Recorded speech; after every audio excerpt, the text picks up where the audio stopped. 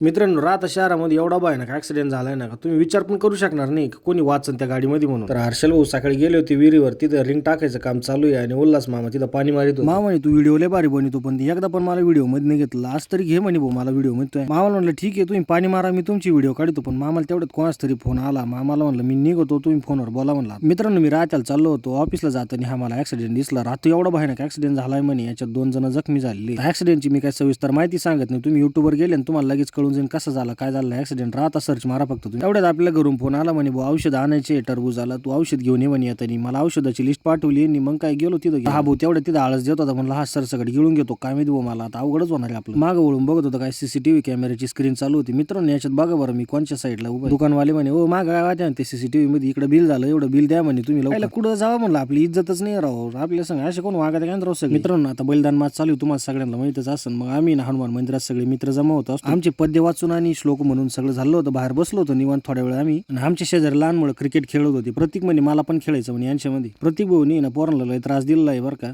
उद्याची व्हिडिओ सांगत तुम्हाला काय झालंय काय नाही पूर्ण सविस्तर माहिती.